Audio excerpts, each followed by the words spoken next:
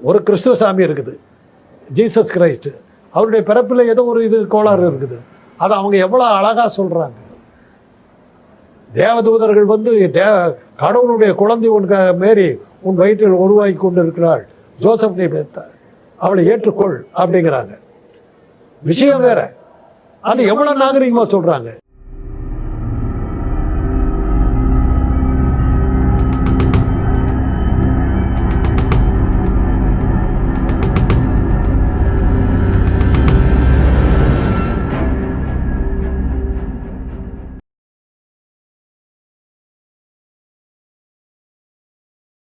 இவ்வளவு சொன்னாலும் ஒரு சாரார் என்ன பண்றாங்க, அவருடைய பிறப்பை கொச்சப்படுத்துறாங்க. அவரு திருமணத்துக்கு முன்பே ஒரு பெண்ணுக்கு எப்படி பிறக்க முடியும், அதனால நான் நினைக்கிறேன் ஒரு அறிஞர், அவரு பேர் நான் இப்ப சொல்ல வேண்டாம்னு நினைக்கிறேன், அவர் என்ன சொல்றாருன்னா, இந்த கிறிஸ்தவங்க பாருங்க ஒரு பெரிய ஒரு தப்பு நடந்து போச்சு, அதை அழகா கட்டுக்கதை வச்சு இவர் வந்து பரிசுத்தமா பிறந்துட்டாருன்னு டாக்டர் காந்தராஜ் சொல்றாரு. கிறிஸ்தவனுங்க பாருங்க எப்படி அழகா அதை வந்து மேட்ச் பண்ணி சூப்பரா கொண்டு வந்துட்டானுங்க, உங்க புராணங்களை அப்படி நீங்க பண்ண மாட்டீங்களே, எல்லாம் ஆபாசமா எழுதி வச்சிருக்கீங்க அப்படின்னு சொல்லி இந்து புராணங்களை பத்தி ஒரு திட்டும் போது போகிற போக்குல சொல்றாரு. அப்ப எனக்கே வந்து அதுக்கு மறுப்பு போடணும்னு சொல்லி நான் உங்கள்கிட்ட கூட பேசினேன். ஸோ இந்த நிகழ்ச்சியின் மூலமா அந்த டாக்டர் காந்தராஜ் மட்டும் இல்லாம இப்படிப்பட்ட கீழ்த்தரமான கருத்தியலை கொண்டிருக்கிறவர்களுக்கு நாகரிகமான நம்முடைய பதில் என்ன பண்ணலாம் அப்படின்னு சொன்னா, இதுக்கு நம்ம லூக்கா எழுதின சுவிசேஷத்துக்கு போயிடலாம். ஏன் நான் லூக்காக்கு போறேன் அப்படின்னு சொன்னா, இந்த எழுதின லூக்கா வந்து ஒரு மெடிக்கல் டாக்டர். அவர் வந்து தத்துவத்தினால முனைவர் பட்டம் பெற்றவர், முனைவர் பட்டம் பெற்ற மருத்துவ அறிஞர். அவர் ஒரு மருத்துவர். அவர் வந்து ஒரு மெடிக்கல் டாக்டர்ன்றது நம்ம வேதாமத்துல வாசி. ஏன்னா இந்த விஷயத்த அவர் எப்படி இந்த சுவிசேஷத்தை எழுதினாருன்றத அவர் ஃபர்ஸ்ட் எக்ஸ்பிளைன் பண்றாரு. அதை வாசிச்சுட்டு நம்ம இந்த இயேசு கிறிஸ்துவின் பிறப்புக்கு போகலாம். அவர் எப்படி எழுதினாருன்னு பாருங்க. லூக்கா எழுதின சுவிசேஷம் 1ஆம் அதிகாரம் முதல் 4 வசனங்களை வாசிங்க. மகாகணம் பொருந்திய தேயோப்பிலுவே. அப்ப யாரோ ஒரு ஹையர் அபிஷியலுக்கு எழுதுறாரு. ஆமா, அது மோஸ்ட் ஆனரபிள். ஆமா, அப்போ அவருக்கு எழுதும் பொழுது நீ கண்ணாபினான்னு வந்து ஒரு பேப்பரை வந்து பிரசன்டேஷன் பண்ண முடியாது இல்லையா? அப்போ ப்ராப்பரான ஒரு தீசிஸை தான் நீங்க சப்மிட் பண்ணணும். சரி, நாங்கள் முழு நிச்சயமாய் நம்புகிற சங்கதிகளை ஆரம்பம் முதல் கண்ணார கண்டு வசனத்தை போதித்தவர்கள் எங்களுக்கு ஒப்புவித்தபடியே அவைகளை குறித்து சரித்திரம் எழுத அநேகம் பேர் ஏற்பட்டபடினால். அப்போ இவரை மாதிரியே நிறைய பேர் ஹிஸ்டாரியன்ஸ் வந்து இந்த கர்த்தராகிய இயேசு கிறிஸ்துவின் மரணம், பிறப்பு, மரணம், வாழ்க்கை, மரணம், அடக்கம், உயிர்த்தெழுதலை குறித்து எழுதணும்னு நிறைய பேர் ஏற்பட்டிருக்காங்க அன்னைக்கு. அதே மாதிரி இவரும் ஏற்படுறார். இவரும் நானும் எழுதுறேன், நானும் ஒரு ஹிஸ்டாரியனா எழுத போறேன் அப்படின்னு சொல்லி வர்றாரு. ஆதி முதல் எல்லாவற்றையும் திட்டமாய் விசாரித்தறிந்த நானும். இப்ப அவர் என்ன பண்றாரு பாருங்க. ஆதி முதல்னு சொல்லும் பொழுது இயேசு கிறிஸ்துடைய பிறப்புல இருந்து அதுக்கு முன்பில இருந்தே இயேசு கிறிஸ்து எப்படி பிறக்க போறாருன்ற தீர்க்கதரிசனங்கள் முதல் கொண்டு விசாரித்து, அப்பனா அறிஞர்களை போய் பார்த்து மீட் பண்ணி இன்டர்வியூ எடுத்து அவங்க கிட்ட பேசி பைபிள்ல இப்படிதான் எழுதியிருக்கான்னு கேட்டு இதெல்லாம் வந்து ஒரு ப்ராசஸ் நடந்திருக்கு. ப்ராப்பரான ரீசர்ச் பண்ணியிருக்கிறார். விசாரித்து அறிந்த நானும் உமக்கு உபதேசிக்கப்பட்ட விசேஷங்களின் நிச்சயத்தை நீர் அறிய வேண்டும். அதாவது உங்களுக்கு நிறைய பேர் உபதேசம் சொல்லிருப்பாங்க. இயேசு கிறிஸ்து இப்படி பிறந்தாரு, மரித்தார், அடக்கம் பண்ணப்பட்டார், உயிரோடு இருந்தார், அவரை ஏற்றுக்கொள்ளுங்க, உங்களுக்கு பரலோகத்துக்கு போகலாம், உங்களுக்கு பாவ மன்னிப்பு கிடைக்கும்லாம் உங்களுக்கு உபதேசிச்சிருப்பாங்க. ஆனா உங்களுக்கு உபதேசித்தவர்களின் நிச்சயத்தை நீங்க என்ன செய்யணும்? Should be certain of what you believe. நம்ம நம்புறது மட்டும் இருக்கக்கூடாது, நம்புறது உண்மையா என்று நீங்கள் விசாரித்து நீங்களும் இதை வந்து ஊர்ஜிதப்படுத்திக் கொள்ளணும். உங்களுக்கு வந்து ஸ்ட்ராங்கா நீங்க புரிஞ்சுக்கணுன்றதுக்காக தான் இந்த ரீசர்ச் பேப்பரை உங்களுக்கு சப்மிட் பண்றேன்ற. அவைகளை ஒழுங்காய் உமக்கு எழுதுவது. ஒழுங்காயின்றத வந்து நம்ம தமிழ்ல எப்படி நம்ம வந்து கிரமமாயின் ஆர்டர் ப்ராப்பரான ஆர்டர்ல அதை ஒழுங்குபடுத்தி சரியா எடிட் பண்ணி பக்காவா உங்களுக்கு நான் என்ன செய்ய போறேன், உங்களுக்கு நான் இதை கொடுக்குறேன் அப்படின்னு சொல்லி தான் இந்த சுவிசேஷத்தை எழுதுறேன். அப்போ இந்த சுவிசேஷத்தை வாசிக்கும் பொழுது நம்ம என்ன புரிஞ்சுக்கலாம்னா, இதுக்கு பின்னாடி ஒரு பெரிய ரீசர்ச் நடந்திருக்குன்னு புரிஞ்சுக்கலாம். இந்த ரீசர்ச்சினுடைய ஃபைனல் தீசிஸ் தான் இந்த லூக்கா எழுதின சுவிசேஷம். இவர் ஒரு மெடிக்கல் டாக்டர். இவர் வந்து எப்படி பார்த்திருப்பாரு இதுல இருக்கக்கூடிய சம்பவங்களை, ஒரு மிராக்கிளை எப்படி பார்த்திருப்பாரு, எப்படி அணுகிருப்பாரு, அதை இவர் எழுதுறாரு. இவருடைய புக்ல வந்து அதை மென்ஷன் பண்றாரு அப்படின்னு சொன்னா அதனுடைய கிரெடிபிலிட்டி இல்லாம இவரால் என்ன செய்ய முடியும், மென்ஷன் பண்ண முடியாது. ஏன்னா அவர் யூதர் கிடையாது. கட்டுக்கதையை வந்து ஒரு அறிஞர், அதுவும் மருத்துவ அறிஞரால எழுத முடியாது, நம்ப முடியாது. இல்ல, அது உண்மை என்று எழுத முடியாது. அதான் அது எழுதியிருந்தா இப்படி எல்லாம் அவர்கள் நம்புகிறார்கள் சொல்லப்பட்டிருக்கிறது என்று சொல்லலாம். இது இப்படிதான் நடந்துச்சுன்னு எழுத முடியாது. அப்படி எழுதுனா இவர் ப்ராப்பர் ஹிஸ்டாரியன் கிடையாது, ஒரு மெடிக்கல் டாக்டர், ஒரு ரீசர்ச் பண்ணக்கூடியவர்னு என்ன செய்ய முடியாது, நம்மளால சொல்லிட முடியாது. ஆனா இங்க இவர் எப்படி இதை எல்லாரும் பார்த்திருப்பார்? இவர் ஒரு யூதர் கிடையாது. ஃபர்ஸ்ட் ஆஃப் ஆல் நம்ம இதை புரிஞ்சுக்கணும். லூக்கா வந்து ஒரு யூதர் கிடையாது. அந்த பேரே வந்து ஒரு யூத பேர் அல்ல. லூக்கா வந்து ஒரு யூதர் கிடையாது. ஸோ இவர் வந்து ரொம்ப தெளிவா எக்ஸ்பிளைன் பண்றாரு, எல்லாத்தையும் ரீசர்ச் பண்ணிட்டு. இங்க தான் நம்ம பார்க்க வேண்டிய விஷயம் என்னன்னா, மரியாளிடத்துல தேவதூதன் வந்து பேசுனதுல ஆரம்பிச்சு, மரியாதை நேரத்துல பாருங்க, லூக்கா 1வது அதிகாரம் 26வது வசனத்துல இருந்து நீங்க 6ஆம் மாதத்திலே காபிரியலிடம் தூதன் கலிலேயாவில் உள்ள நாசரேத் என்னும் ஊரில் தாவீதின் வம்சத்தானாகிய யோசேப்பு என்கிற நாமமுள்ள புருஷனுக்கு நியமிக்கப்பட்ட. அது ரொம்ப இம்பார்ட்டன்ட், நோட் பண்ணிக்கணும். இங்க என்னன்னா, நாசரேத்துன்றது ஒரு கிராமம், சரிங்களா? நாசரேத்துன்னு ஒரு குக்கிராமம், அது ரொம்ப பெரிய கிராமம் கிடையாது. நாசரேத்துன்னு ஒரு ஹில்லி டவுன் சொல்லலாம், ஒரு மலை சார்ந்த ஒரு கிராமம். அந்த கிராமத்துல இது வந்து இன்னைக்கு இருக்கக்கூடிய பாலஸ்தீனம், இஸ்ரேல் தேசத்தினுடைய வடபகுதியில் இருக்கு கலிலேயா பிராந்தியம். அந்த கலிலேயா பிராந்தியத்துல நாசரேத்துன்ற ஒரு சின்ன குக்கிராமம். அந்த குக்கிராமத்துல வந்து, குக்கிராமம்னு ஏன் நான் திரும்ப மென்ஷன் பண்றேன்னா, கிராமம்லயே ஒருத்தரை பத்தி எல்லாருக்கும் தெரியும். ஒரு ஃபேமிலியில ஒன்று நடந்துச்சுன்னா ஊருக்குள்ள புது மனுஷனே வர முடியாது, எல்லாருமே சிசிடிவி கேமராவா இருப்பாங்க. குக்கிராமன்றதுல அப்ப எவ்வளவு சின்னதா இருப்பாங்க.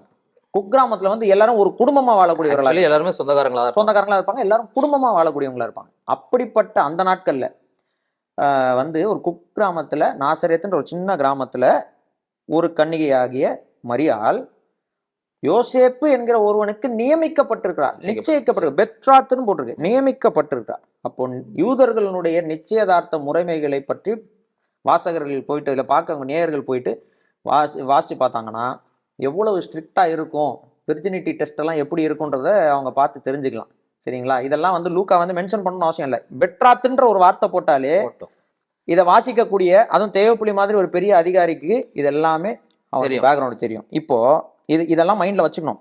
அதுக்கப்புறம் தான் வந்து என்ன செய்யறாருன்னா, இந்த கன்னிகைன்றது திரும்ப திரும்ப மென்ஷன் பண்றாரு. மரியாள்னு ஒரு பெண் இருந்தால் இல்ல, அப்படிலாம் கன்னிகை மென்ஷன் பண்றாரு. மென்ஷன் பண்ணிட்டு இன்னைக்கு கூட பாருங்க, ஒரு கிறிஸ்தவ மேரேஜ்ல நீங்க பாத்தீங்க அப்படின்னு சொன்னா, அந்த ரெஜிஸ்ட்ராருக்கு முன்னாடி போடுவாங்க. சபையில வந்து பேண்ட்ஸ் வாசிக்கும் போது கூட கன்னிகை ஆகிய அப்படின்னு வாசிக்கணும்.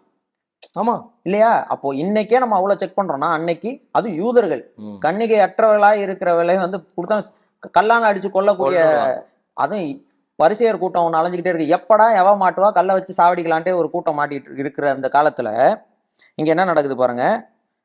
காபிரியல் வந்து சொல்றாரு, என்ன சொல்றாருன்னு பாருங்க. அவள் இருந்த வீட்டில் 30ல இருந்து வாசிருங்க.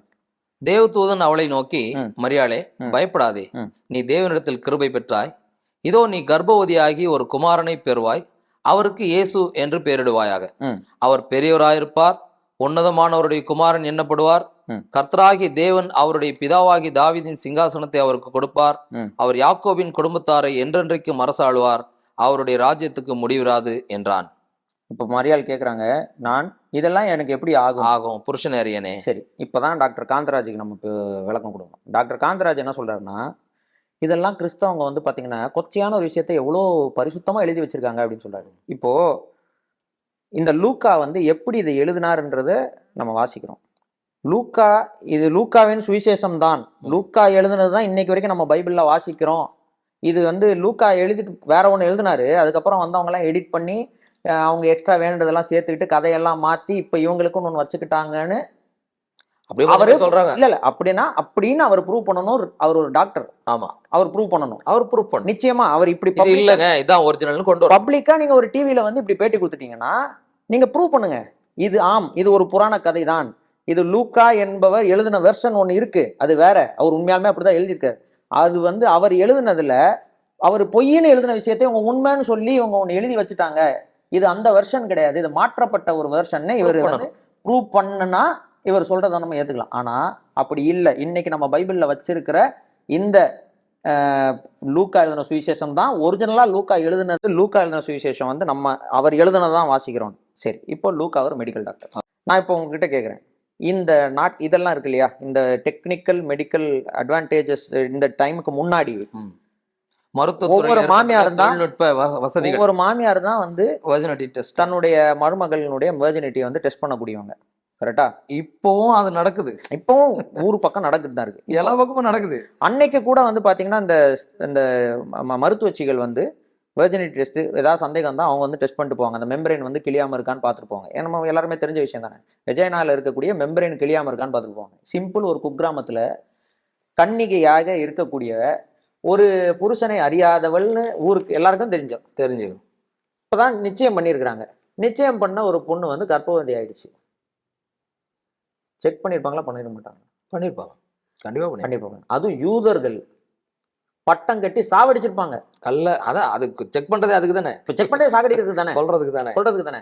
அப்படிப்பட்ட ஒரு டேஞ்சர் உள்ள ஒரு ஊர்ல, அதுவும் குக்கிராமத்துல மேரி தப்பிக்க முடியும்னு நினைக்கிறேன். அதனாலதான் ஐயோ இது எப்படி ஆகும் அவங்க பதறி இருப்பாங்கன்னு நினைக்கிறேன். அவங்க அங்க இருந்து அதுக்கப்புறம் எலிசபெத்தை போய் மீட் பண்றாங்க. திரும்பி அங்க இருந்து இங்க வராங்க. அதுக்கப்புறம் இங்க இருந்து அவங்க சொந்த ஊருக்கு போறாங்க. பெத்லகேம்ல போய் அங்க போய் பேர் எடுத்து கொடுத்து அங்கதான் பிரசவம் நடக்குது. இதுல என்னன்னா, அவங்களை கல்யாணம் பண்ணி போகிற புருஷன் அவர் வந்து ஐயோ பிரெக்னென்ட் ஆயிட்டாலே அப்படின்னு சொல்லிட்டு சீக்கிரட்டா தள்ளி விட்டுறலாம், நம்ம பப்ளிக்கா பண்ணா பாவம் அசிங்கமா போயிடும், சீக்கிரட்டா தள்ளி விட்டுறலாம் அப்படின்னு சொல்லி நினைச்சு பண்ணும்பொழுது, தேவன் அவரோடு கூட பேசினதுக்கு அப்புறம் அவர் கன்வின்ஸ் ஆனதுக்கு அப்புறம் அவர் கல்யாணம் பண்ணி அவர் சாகிற வரைக்கும் மேரியோட குடும்பம் நடத்திருக்கிறார். கண்டிப்பா. அவங்களுக்கு முதல் குமாரனை பெறுகிற வரைக்கும் அறியலன்னு சொல்லியிருக்கு. அது ரெண்டு. இயேசு கிறிஸ்து பிறந்ததுக்கு அப்புறம் மரியாளும் அவங்களுக்கும் குழந்தைகள் இருக்கிறாங்க. அவங்க யாரு அவங்க பேர் என்னன்றதெல்லாம் இருக்கு, அவங்கள பற்றின வரலாறு, அவங்க எப்ப செத்தாங்க முதற்கொண்டு எல்லா டீட்டெயிலும் இருக்குது. ஸோ இப்படி இருக்கும் பொழுது அதுல 2 பேர் எழுதின புக்கே இதுல இருக்கு. ஆமா, இவர் வந்து கொச்சைப்படுத்தும்படியாக சொல்லக்கூடிய அந்த கருத்துக்கு அவர் சரியான ஆதாரத்தை சப்மிட் பண்ணணும். ஓகே, டாக்டர் காந்தராஜ் மட்டும் இல்லை, இன்னும் பலர் இந்த மாதிரி நினைச்சிட்டு இருக்கிறீங்க. உங்களுக்கு இந்த தகவல் போதுமா இருக்கும்னு நினைக்கிறோம். சரிங்க டாக்டர், நாம எதுல இருந்து வந்தோம்னா, முதல்ல காரணர்ல இருந்து வந்தோம். இந்த காலத்தின் காரணர், சீசனுடைய காரணரா இருக்கக்கூடிய அவரை பத்தி சொல்ல வந்தோம். அவர் வந்து ஒரு பெரிய மகான், அந்த மாதிரி அந்த அடிப்படையில் நம்ம பார்த்துக்கிட்டே இருந்தோம். திடீர்னு நம்மளுடைய அந்த இது என்னாச்சுன்னா, அவருடைய தெய்வத்தன்மைக்கு நேராக போச்சு. அவருடைய தெய்வத்தன்மைக்கு நேராக போகும்போது இவர் எப்படி தெய்வம் அப்படின்னு கேட்கும்போது அவருடைய தூய்மை, அவருடைய அதிகாரம், அவரை பற்றிய முன்னுரிமைகளை பற்றி நீங்கள் தெளிவாக சொன்னீங்க. அப்புறம் அவருடைய பிறப்பு இந்த மாதிரி கொச்சைப்படுத்தப்படுகிறதே அப்படின்னு கேட்கும்போது அந்த பிறப்புக்கான விஷயத்தையும் நம்ம இங்கே கொடுத்தாச்சு. இப்போ இந்த சீசனில் திருச்சபையினுடைய கடமை என்னவா இருக்கும், அப்புறம் நம்ம தனி ஒரு கிறிஸ்தவனுடைய கடமை என்னவா இருக்கும், நம்மளுடைய கொண்டாட்டங்களில் எதை நோக்கி நம்ம நகரணும், எதை நம்ம விடணும் அப்படின்னு ஏதாவது சொல்ல விரும்புறீங்களா? நிச்சயமா. இப்போ கர்த்தராகிய இயேசு கிறிஸ்து இந்த பூமியில பிறந்தார் என்பதை மறுக்க முடியாமல் அதை நாம் நிரூபிக்க முடியும். அவர் யார் என்பதை குறித்து நம்ம நம்ம இவ்வளோ நேரம் பார்த்துட்டு இருந்தோம். ஆனால் ஒரு தேவனுடைய பிள்ளையாக, ஒரு கிறிஸ்தவனாக பொறுப்பு கொஞ்சம் அதிகமாகுது. ஏன் அதிகமாகுதுன்னா, இப்போ இவ்வளோ நேரம் நம்ம இங்கே பேசுகிறோம் இல்லையா, இதெல்லாம் இவ்வளோ விவரமாக ஏன் பேச வேண்டி இருக்குது அப்படின்னு சொன்னால், ஒவ்வொரு தனிப்பட்ட தேவனுடைய பிள்ளை என்று தன்னை அழைத்து கொள்ளக்கூடிய கிறிஸ்தவன் இந்த தெளிவற்றவர்களாக இருக்கிறதுனால தான் இதை நம்ம இப்படி பேச வேண்டிய சுச்சுவேஷனில் இருக்கிறோம். இந்த தெளிவே நமக்கு இருக்க மாட்டோம். பைபிளை படிக்கிறோம், யாரோ சொல்கிறாங்க, கேட்குறோம், போயிட்டே இருக்கிறோம். ஆனால் வேதாமத்தை நம்ம என்ன செய்யறதுலாம் ஆராய்தில்லை. இயேசு கிறிஸ்துவனுடைய பிறப்பை குறித்து நாம் ஆராய்ந்து வேதாமத்தில் நம்ம படித்து பார்க்கும் பொழுது தான் அவருடைய பிறப்பினுடைய மேன்மை எல்லாமே நம்மளால் என்ன செய்ய முடியும், புரிஞ்சுக்க முடியும். இப்போது நீங்கள் கேட்ட மாதிரி ஒரு தேவனுடைய பிள்ளையாக இந்த சீசனில் நான் என்னுடைய பொறுப்பு என்னவா இருக்குது, நான் எப்படி நடந்துக்கணும் அப்படின்னு கேட்டால், கர்த்தராகிய இயேசு கிறிஸ்து பிறந்தது உண்மையில் எல்லாரும் தெரியும். ஆனால் பிறந்தது ஏன் பிறந்தார் என்பதை அறிவிக்க வேண்டிய ஒரு கட்டாயத்தில் இன்னைக்கு நம்ம இருக்கிறோம். ஏன்னா ஏன் பிறந்தார் என்பதை மறைத்து கொண்டாடக்கூடிய ஒரு பண்டிகையாக அது மாறிவிட்டது. ஒரு வழக்கமான ஒரு பண்டிகை போல மாறிடுச்சு. It's about gift, it's about Joy, it's about happiness அப்படின்ட்டு போயிடுறாங்க. இந்த கிஃப்ட், ஈவு, ஜாய், மகிழ்ச்சி, எல்லாமே அவர்கிட்ட, சந்தோஷம், இது எல்லாத்துக்கும் இதெல்லாம் எப்படி வந்துச்சு, இது இன்னைக்கு ஏன் கொண்டாடுறீங்க, இதெல்லாம் எப்படி ஃபர்கிவ்னஸ் எல்லாம் சொல்றாங்க. இன்னைக்கு ஃபர்கிவ்னஸ் பத்தி எல்லாம் நம்ம, அதாவது தலைவர்கள் கிறிஸ்துமஸ் வாழ்த்து சொல்லும் போது இதை சொல்லிடுவாங்க. ஆமா, இப்படிலாம் சொல்றாங்க. ஆனா கர்த்தராகிய இயேசு கிறிஸ்து இதை எப்படி செய்தார், அவருடைய பிறப்பு இந்த பூமியில எப்படி, ஏன் அவர் பிறந்தார்ன்றத நம்ம விழாவாரியாக மக்கள் இடத்துல சொல்ல வேண்டிய அவசியமா இருக்கு. ஏன்னா நான் ஏற்கனவே ஸ்டார்டிங்ல சொன்ன மாதிரி, நாம் ஒவ்வொருவருக்கும், தனிப்பட்ட ஒவ்வொருவருக்கும் கர்த்தராகிய இயேசு கிறிஸ்துடைய பிறப்பு அவசியமானதா இருக்கிறதுனால ஒவ்வொருவருக்கும் அவர் ஏன் பிறந்தார் என்பதை நாம் அறிவிக்க வேண்டியது. இப்போ ஒரே வார்த்தையில் அவர் மானுட மீட்புக்காக பிறந்தார் என்று சொல்வது உண்மை. ஆமா, அவர் மானுட மீட்புக்காக தான் பிறந்தார். இயேசு என்ற பெயரினுடைய அர்த்தமே விடுதலை செய்கிறவர், காப்பாற்றக்கூடியவர், விடுதலை செய்யக்கூடிய, ரட்சிக்கிறவர் தான் அர்த்தம். எதுல இருந்து ரட்சிக்கிறார்னா, தமது ஜனங்களின் பாவங்களிலிருந்து அவர்களை ரட்சிக்கிறார். அப்போ இப்போ முன்னறிவிப்பை பத்தி பேசணும். அது ரொம்ப முக்கியமான ஒரு முன்னறிவிப்பு என்னன்னா, ஆபிரகாம் என்கிற ஒரு மனுஷனுக்கு இயேசு கிறிஸ்து பிறப்பதற்கு பல ஆயிரம் வருடங்களுக்கு முன்பதாக மோரியா என்கிற மலை தொடர்களில் இருக்கக்கூடிய ஒரு மலையிலே அவருடைய குமாரன், அவருடைய ஒரே பையன் ஈசாக் என்கிற ஒரே பையன், ஏற்கனவே அவங்க வேலைக்காரிக்கு பிறந்த இஸ்மவேலை துரத்தி விட்டாச்சு. இல்லை, வேலைக்காரிக்கு பிறந்தன்னா நம்ம தமிழ் கல்ச்சரில் வேற தப்பாக புரிஞ்சுக்க போகிறாங்க.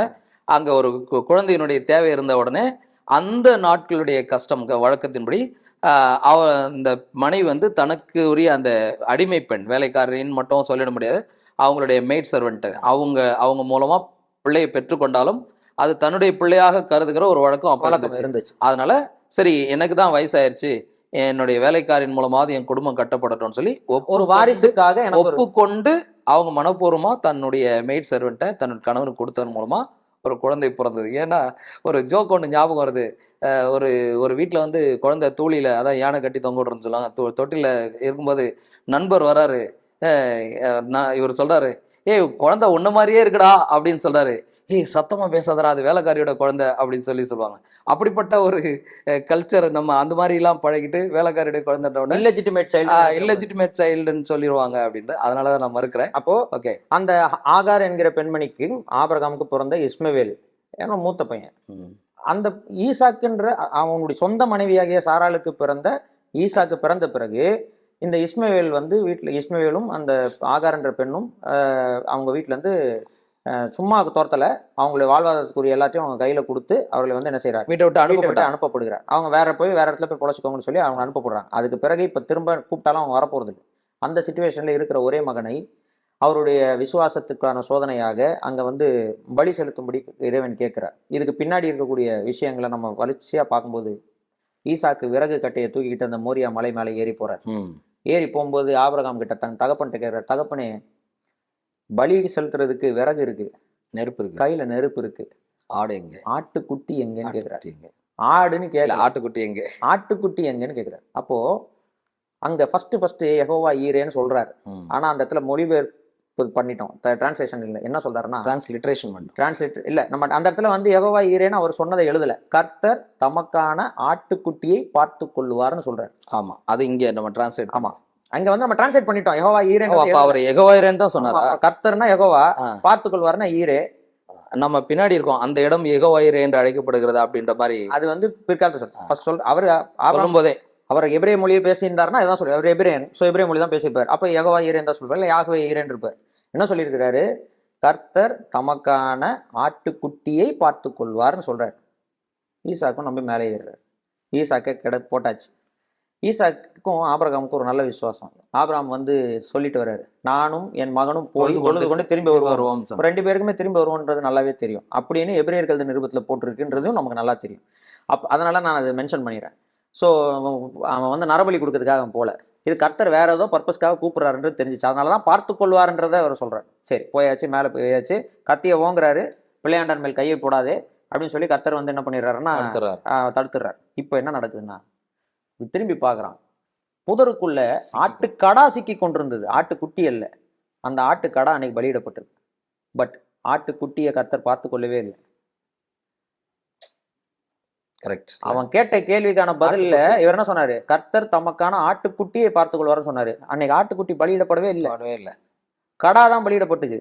அப்போ அந்த ஆட்டு 10,000 வருடங்களுக்கு பிறகு திடீர்னு ஒரு நாள் ஒரு என்ன சொல்றது, ஒரு ஒட்டக உடை போட்டு ஒட்டக உடை அணிந்துகிட்டு வெட்டுக்கிளியும் காட்டுத்தேனும் சாப்பிடக்கூடிய ஒரு காட்டுவாசி போல காணப்படக்கூடிய ஒரு மனுஷன் ஞானஸ்நானம் கொடுத்து மனம் திரும்புதலுக்கு ஏதுவாக மக்களுடைய பாதையை மாற்றி கடவுளுக்கு நேராக பாதையை பாருங்கள், கடவுள் உங்களுக்கு ஒரு வழியை ஏற்படுத்துகிறாருன்னு சொல்லி அறைகோல் விடுத்துக்கிட்டு இருக்கான் வனாந்தரத்துல.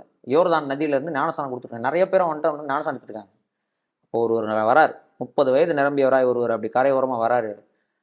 தன் சீசர்களை பார்த்துக்கிறார், இதோ உலகத்தின் பாவத்தை சுமந்து தீர்க்கிற தேவ ஆட்டுக்குட்டி அப்படிங்கிறார். அப்படின்னா இதுவரைக்கும் உலகத்தின் பாவத்தை ஒரு ஆட்டுக்குட்டி கூட சுமக்கவில்லை. கர்த்தர் தமக்கான ஆட்டுக்குட்டியை பார்த்து கொள்வார்னு சொன்ன அந்த தீர்க்கதரிசனம் அந்த ஆட்டு கடாவுல நிறைவேறல, அந்த இடத்துல நிறைவேறல. அது நிறைவேறக்கூடிய அதனாலதான் கூட இருந்த சீசர்கள் அந்த ஆட்டுக்குட்டியை பின்பற்றி டப்புன்னு கழட்டி விட்டு அங்க போறாங்க. அந்த ஆட்டுக்குட்டி பின்னாடி போறாங்க. போய் அவர் ஒரு நபர், அவர் தான் கர்த்தராகிய இயேசு கிறிஸ்து. பின்னாடி போய் கேட்கிறாங்க, அவர் திரும்பி பார்த்து என்ன தேடுகிறீர்கள்? நீங்க எங்க தங்கி இருக்கிறீங்க, வந்து பாருங்கள். போயிட்டே இருந்தாங்க. அதோட அவங்க வாழ்நாள் ஃபுல்லா கர்த்தராகிய இயேசு கிறிஸ்துவ பின்பற்றினாங்க. அவர் தான் கர்த்தராகிய இயேசு கிறிஸ்து. அவர் தான் உலகத்தின் பாவத்தையே சுமந்து தீர்க்கக்கூடிய தேவாட்டுக்குட்டி. ஸோ அவருடைய டெத் வந்து ஏதோ 4-5 பேர் போட்டு ஒரு சதித்திட்டம் தீட்டி அவரை வந்து கொன்னுட்டாங்க அப்படின்ற ஒரு டெத் அல்ல. வாலண்டியரா அவர் ஒப்புக்கொடுத்தார். ஆபிரகாம் சொன்ன தீர்க்க தரிசனம், கர்த்தர் தமக்கான ஆட்டுக்குட்டியை பார்த்துக் கொள்வார்னு ஆபிரகாம் பல ஆயிரம் வருடங்களுக்கு முன்பதாக தன்னுடைய சொந்த மகனிடத்துல, ஒரே மகனிடத்துல சொன்ன அந்த தீர்க்க தரிசனுடைய நிறைவேறுதலாக கர்த்தராகிய இயேசு கிறிஸ்துவானவர் இந்த பூமியில பிறந்து வாழ்ந்து மரித்து அடக்கம் பண்ணப்பட்டு 3ஆம் நாள் உயிரோடு இருந்தார். இப்படி பல கனெக்ஷன்ஸை நம்ம கர்த்தராகிய இயேசு கிறிஸ்துவனுடைய பிறப்புக்கும் இதுக்கும் சொல்ல முடியும். மத்தேயு எழுதின சுவிசேஷத்துல ஒரு சிறப்பான ஒரு விஷயத்தை நம்ம பார்க்கிறோம். கிழக்குல இருந்து சாஸ்திரிகள் வராங்க. யூதருக்கு ராஜாவாய் பிறந்தவர் எங்கே அப்படின்னு. சரிங்களா? இப்போ யூதேயா தேசம் இருக்கு இல்லையா, யூதேயா, எருசலேம், யூதேயா, யூதேயாக்கு தான் வராங்க. யூதேயால தான் பெரிய ஏரோதனுடைய அரண்மனை இருக்கு. அங்க எருசலேமுக்கு தான் வர்றாங்க. எருசலேமுக்கு கிழக்குல இருந்து வராங்க. கிழக்குல இருந்து வராங்கன்னா எருசலேம்ல இருந்து கிழக்கு பகுதியில இருந்து வருகிறார்கள். எங்க இருந்து வருகிறாங்கன்னு போடல. ஆனா நீங்க ஆதியாமத்துல நீங்க பாருங்க, இதே ஆபிரகாமுக்கு அதுக்கப்புறம் கேத்துரால்னு ஒரு மனைவி வராங்க. அவங்க மனைவி இறந்ததுக்கு அப்புறம் இன்னொரு மனைவி கல்யாணம் பண்றாரு. அவங்களுக்கு நிறைய பிள்ளைங்கள் பிறகு 6 பிள்ளைங்க அங்க மென்ஷன் பண்ணது பிள்ளைங்க பிறக்கிறாங்க. இவங்க எல்லாரையும் அவர் என்ன பண்றாரு தெரியுமா? நீங்க வாசிங்க ஆதியாமத்துல போய் செட்டில் பண்ணி அனுப்பி விடுறாரு. எங்க அனுப்பி விடுறாரு? அதான் கிழக்கே இன்னும் வரும், கிழக்கே அனுப்பி விடுறாரு. இவர் இருந்தது இன்னைக்கு அழைக்கப்படுற பாலஸ்தீனன்ற பகுதியில் தான் இருக்காரு. அங்க இருந்து எங்க அனுப்பி விடுறாருன்னா கிழக்கே போங்க, கிழக்கே அனுப்பி விடுறாரு. ஆபிரகாமுக்கு அப்போ வரைக்கும் சொந்தம் நிலம்னா ஒண்ணுதான், அது அவங்க ஒய்ஃபுடைய கல்லறை தான். அடக்கம் பண்ண இடம், அடக்கம் பண்ணப்பட்ட இடம் வந்து எருசலேமுக்கு பக்கத்துல தான் இருக்கு. மக்பேலா கோகை எப்ரோன் பக்கத்துல இருக்கு. ஸோ எருசலேம் பக்கத்துல தான் இருக்கு. ஸோ யூதேயால தான் இருக்காரு. அங்கிருந்து கிழக்கு பக்கத்துக்கு அனுப்பிச்சு விட்டுறாரு. யாரு? ஆபிரகாம். இப்போ ஆபிரகாமின் குமாரன்னு மத்தேயு இன்ட்ரடியூஸ் பண்ணும்போது சொல்றாரு, கிழக்கிலிருந்து சாஸ்திரிகள் எதெல்லாம் கொண்டு வராங்க? பொன் வெள்ளி வெகுமதிகளை கொண்டு வர்றாரு. இவர் எதை கொடுத்து விட்டாரு? இவரும் வெகுமதி அங்க போட்டு கிஃப்ட்ஸ் போட்டுருக்கு. வெகுமதிகளை கொடுத்து அனுப்பிச்சு விட்டுறாரு. கிழக்கு போங்க, நீங்க போய் செட்டில் ஆயிடுங்க. இப்போ ஆபிரகாமின் குமாரனா இருக்கிறவர் தன்னுடைய தகப்பன் கிழக்கு பக்கம் அனுப்பிச்சு அவங்களை கூட தன் பக்கம் இழுத்துக் கொள்கிறார். யாரையுமே ஒரு புறம்பே தள்ளல. அது இஸ்மவேலா இருக்கட்டும் வா, மீதியானா இருந்தா நீயும் வா, சைனாக்காரனா இருந்தா நீயும் வா, இந்தியாக்காரனா இருந்தா நீயும் வா, யார் வேணா இருக்கட்டும், என் பிறப்பில் அனைவரும் என்னை தேடி வரலாம். நான் பார்த்து கொண்டிருக்க நீங்களும், ஆமா பார்த்து கொண்டிருக்க நீங்களும், நம்ம எல்லாருமே அவர் பக்கம் ஈர்க்கப்படுகிறார்கள். எல்லாருமே அந்த முழு உலகமும் அந்த கர்த்தராகிய இயேசு கிறிஸ்துவின் பிறப்பை தேடி வருகிறது. அதனாலதான் அவர் உலக ரட்சகர். அதனாலதான் அவர் உலக ரட்சகர். அது ஒரு குறிப்பிட்ட மதத்துக்கு சொந்தமானவர் கிடையாது. அதனால இப்படி கர்த்தராகிய இயேசு கிறிஸ்துவினுடைய பிறப்பின் சிறப்புகளை மட்டுமே நம்ம ஆராய்ந்தாலே நிறைய நம்மளால வந்து இதெல்லாம் விட்டுட்டு ஸ்டார் கட்டுறதும் அதெல்லாம் நம்ம தப்பு சொல்லலை. அது ஒரு அடையாளமாவோ ஒரு சந்தோஷமாவோ, சில வீட்டில் பிள்ளைகள் இருப்பாங்க அதுக்காக அப்படிங்க நம்ம அந்த அடையாளங்களை வைக்கிறதே ஒருபோதும் குற்றம் சொல்லவில்லை. அதே மாதிரி டிசம்பர் 25ஆம் தேதி அன்றைக்கு கிறிஸ்மஸ் கொண்டாடுறதையும் நாங்கள் ஒன்றும் தவறு சொல்ல. அந்த தேதியை வந்து நமக்கு நிச்சயமற்றதாக இருந்தாலும் கூட உலகம் அதை ஏற்றுக்கொண்டிருக்கிறது பல ஆண்டுகளாக இருக்குது. அதையும் நம்ம குற்றம் சொல்லலை. ஆனால் இவற்றோடு கூட மிக முக்கியமான ஒரு செய்தி, கிறிஸ்து எல்லாருக்குமாக பிறந்தவர், அவர் எல்லாருக்குமான ரட்சகர், அவருடைய பிறப்புல இவ்வளவு சிறப்புகள்லாம் இருக்குன்னு சொல்லி இதை பற்றி பேசலாம். நீங்க உங்க கிறிஸ்மஸ் கொண்டாடும் போது வெறுமனே ஒரு கேக்கை மற்றவங்களுக்கு கொடுக்காம உங்க வீட்டில் ஒரு மீட்டிங், ஒரு கெட் டுகெதர் வச்சு அட்லீஸ்ட் அக்கம் பக்கத்தில் உள்ள ஒரு 4-5 குடும்பங்கள்ல இருக்கவங்களை கூப்பிட்டு நீங்க போய் கேக்கோ அல்லது கிஃப்டோ வந்து அவங்க வீட்டுக்கு போய் கொடுக்கறது ஒரு நல்ல மரியாதையான பண்பு தான். அதையும் செய்யுங்க. ஆனால் கூப்பிட்டு சாயந்தரம் எங்கள் வீட்டில் ஒரு ப்ரேயர் மீட்டிங் வச்சுருக்கேன் வாங்கன்னு சொல்லிட்டு அவங்கள கூப்பிட்டு உட்காந்து வழக்கம் போல் நீங்கள் என்ன பண்ணாதீங்க, பாட்டை பாடி ஒரு ஜெபத்தை பண்ணி ஒரு பிரசங்கத்தை பண்ணாதீங்க. ஜஸ்ட்டு உட்காந்து ஒரு டீயை கொடுத்து கிறிஸ்மஸ்னால் என்ன தெரியுமா, இதெல்லாம் இருக்குன்னு சொல்லி இப்போ நம்ம கேட்ட செய்தி நீங்கள் எங்களோட அதிகம் நீங்கள் படிச்சிருப்பீங்க, இவற்றெல்லாம் படித்து பேசுறதுக்கான ஒரு நேரமாக அந்த நாளாக நீங்கள் பயன்படுத்திங்க. அந்த நாள் நமக்கு லீவு தான், அதை நீங்கள் பயன்படுத்திக்கலாம் அப்படின்னு சொல்லி இந்த காலத்தின் காரணர் சீசன் 2 மூலமாக நாங்கள் உங்களை கேட்டுக்கொள்கிறோம். இது 6ஆம் அறிவு டீம் நடத்தக்கூடிய ஒரு நிகழ்ச்சி. இது போல இன்னும் வரக்கூடிய கிறிஸ்தவ பண்டிகைகள் என்று அறியப்படுகிற அந்த சிறப்பு நாட்களை குறித்த விவாதங்கள் அல்லது கலந்துரையாடல்களையும் நாங்கள் தொடர்ந்து வழங்குவோம். இவ்வளோ நேரம் நம்முடைய கேள்விகளுக்கெல்லாம் பதில் கொடுத்து நிறைய விஷயங்களை புதுசாக சொன்னீங்க. நிறைய விஷயம் எனக்கே புதுசாக இருந்துச்சு. நிறைய அறிஞர்களுடைய மேற்கோள்களை காமிச்சிங்க. நாகரிகமான பதிலை சொன்னீங்க. உங்களுக்கு நன்றி டாக்டர். தேங்க்யூ. நேயர்களை பார்த்துட்டு உங்களுக்கும் எங்களுடைய நன்றிகள். உங்களுக்கு இது பற்றிய கேள்விகள் விமர்சனங்கள் இருக்குமானால் திரையில தெரியக்கூடிய வாட்ஸ்அப் எண்ணுக்கோ அல்லது இமெயில் ஐடிக்கோ நீங்கள் உங்களுடைய விமர்சனங்கள், கருத்துக்கள், மறுப்புரைகளை போடலாம். தொடர்ந்து 6ஆம் அறிவு நிகழ்ச்சிகளை பாருங்கள், மற்றவர்களுக்கும் பகிருங்கள். நன்றி. உங்கள் யாவருக்கும் கிறிஸ்துமஸ் வாழ்த்துகள்.